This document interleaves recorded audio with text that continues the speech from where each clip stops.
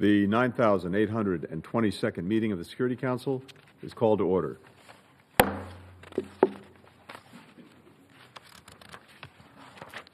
The provisional agenda for this meeting is reports of the Secretary General on the Sudan and South Sudan. The agenda is adopted.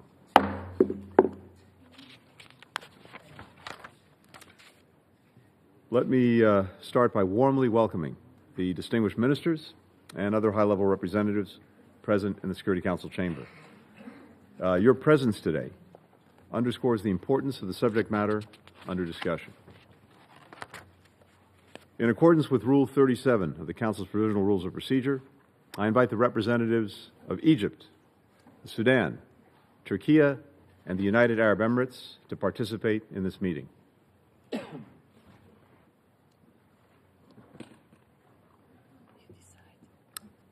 It is so decided.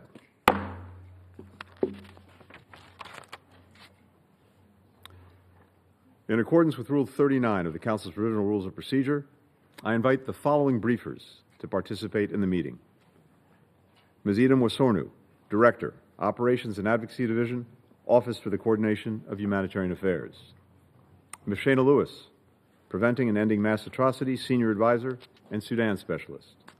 And Mr. Saad Bar al-Din, the Sultan of Dar Masalit.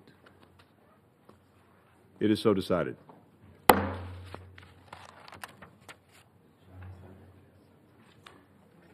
The Security Council will now begin its consideration of Item 2 of the agenda. And I'd like to give the floor to start to Ms. Idem Wasornu. I thank Mr. Bar al-Din for his briefing. I shall now make a statement in my capacity as the Secretary of State of the United States. And let me again thank each of our briefers for their powerful testimony. It was very important for this Council to hear it. To our fellow Council members, on December 19th, 2018, 6 years ago today, the people of Sudan rose up to topple a dictator and reclaim their own futures. Who can forget the iconic image of Allah Saleh, Lady Liberty of the Sudanese Revolution, standing on the roof of a car as she rallied her nation to a new path? One student protester put it this way: "We grinned with freedom on our face." Half a dozen years later, we see on too many Sudanese faces hunger, despair. The military takeover in 2021, the brutal fighting that erupted between the Sudanese armed forces and the Rapid Support Forces in April 2023 have derailed Sudan's transition to democracy and unleashed what is the worst humanitarian crisis in the world. Each day, as you've heard from our briefers, brings new atrocities. Attacks on hospitals, on markets, displaced persons camps, summary executions, women and girls subjected to unspeakable sexual violence. We continue to see war crimes and crimes against humanity committed across vast parts of Sudan. In Zamzam, people have resorted to eating grass and peanut shells.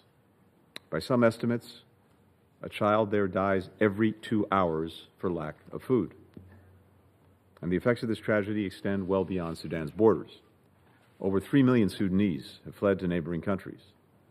Outside actors are arming and supporting both parties, turning an internal power struggle into a conflict with global dimensions. In short, failure to act in Sudan threatens the peace and security that this Council is charged with preserving. The world cannot, must not, look away from the humanitarian catastrophe that's happening in Sudan on our watch, before our eyes. The United States has worked intensively with partners to provide relief to the Sudanese people, to end hostilities, to return Sudan to the path of democracy. We've been the largest provider of humanitarian aid to the people of Sudan. Today, we're announcing an additional roughly $200 million more for food, for shelter, for health care, bringing total U.S. support to more than $2.3 billion since fighting broke out last year. In August, the United States launched a new initiative, Advancing Life-Saving and Peace in Sudan, co-hosted by Switzerland, Saudi Arabia, in partnership with Egypt, with the UAE, with the African Union, and with the United Nations. ALPS, as it's called, built on earlier work in Jeddah and Paris, and it incorporates Sudanese civil society, including Sudanese women who are both disproportionately harmed by the violence and essential to ending it. Alongside our partners, the United States successfully pressed Sudanese authorities to reopen major transportation arteries across Sudan, including, as you've heard, the Adre border crossing into Darfur.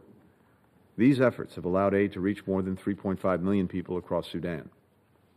We enabled humanitarian air operations to resume for the first time since the conflict began, meaning that a trip that might have taken 2 days over flooded and bombed-out roads can now take just 1 hour. With U.S. leadership, the UN, and the Sudanese Ministry of Health vaccinated over 1.4 million people against cholera, achieving 98% coverage in hard-hit areas. So, this is important progress. It is saving lives, but it is nowhere near enough. So, let me suggest today 4 ways that we can intensify our efforts. First, we have to get more aid, more relief where it's needed most, safely, rapidly, unhindered. In November, aid groups distributed 19,000 metric tons of assistance in Sudan. That was a 4-fold increase since August. Yet to even come close to meeting the immense demand, we need to double that, 40,000 metric tons every single month. It means the international community has to give more to support those in Sudan, as well as refugees in countries like Egypt and Chad that are so generously hosting them.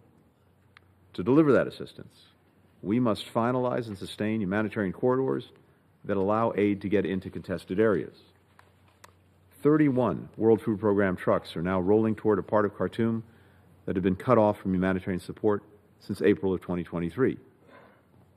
We have to build on this momentum and regularize this corridor, as well as the ones into El Fasher, into Jazeera, into Al Obeid. Assistance must also be permitted not only to cross the border into Sudan, but to cross territory that is held by the two sides. Both parties have created obstacles, whether it's bombs or bullets, or bureaucracy. Lives depend on this. It depends on flowing aid freely across lines of control. We have to ensure that aid can be dispensed more efficiently. Sudanese authorities have allowed the UN to open 3 new humanitarian hubs and let international aid workers move freely about Sudan. Standing up a 4th hub in central Darfur, Zalinge, is also vital. It's time for the United Nations and the humanitarian community to activate these facilities and scale up aid delivery as quickly as possible. Second, this Council must press both warring parties to protect civilians, to stop atrocities, to end the fighting. The ALPS Group has proposed a compliance mechanism, a committee with representation from the SAF, from the RSF, from the international community, to ensure that each side upholds international law and their commitments under the Jeddah Declaration. As I said a year ago, when determining that both the SAF and the RSF had committed war crimes, and that the RSF had committed crimes against humanity and ethnic cleansing, specifically designating the atrocities against the Masalit described by the Sultan as ethnic cleansing, the United States will use every tool, including further determinations and sanctions, to prevent abuses and hold perpetrators accountable. We encourage other partners to implement similar sanctions bilaterally, multilaterally, on individuals, on organizations whose actions worsen the conflict. Third, the Council must make clear to the outside actors fanning the flames in Sudan that this conduct cannot continue. Last month, the United Kingdom and Sierra Leone put forward a resolution that called for a nationwide ceasefire, increased civilian protection, and the unhindered flow of aid. 14 members, including the United States, voted in favor of this resolution. 1 member, Russia, vetoed. They called the resolution, and I quote, absurd and unacceptable. Here's what's absurd and unacceptable. Any country professing to care about African nations while continuing to fuel Africa's largest war. So, to the foreign sponsors sending drones, missiles, mercenaries, enough. To those profiting off the illicit oil and gold trade that fund this conflict, enough. Use your resources to ease Sudanese suffering, not deepen it.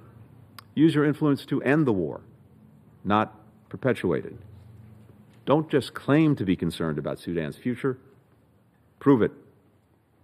Finally, we must all continue to support the Sudanese people as they work to revive this transition to inclusive, civilian-led, democratic governance. In September, the African Union reiterated its call for Sudan to return to a constitutional and civilian-led order. The United States endorses this call. This entire Council should do so as well. To further advance the restoration of civilian governance, to help realize the aspirations of the Sudanese people, I'm announcing today that the State Department will work with Congress to provide $30 million to empower civil society and elevate civilian voices in the dialogue about Sudan's future.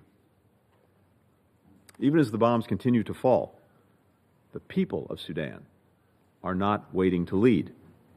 Across the country, they're banding together to support one another and to rebuild their nation. Volunteers, many of them young people, are preparing food at local soup kitchens in Darfur. They're offering coloring books to traumatized children. They're running health clinics. They're repairing collapsed electrical lines.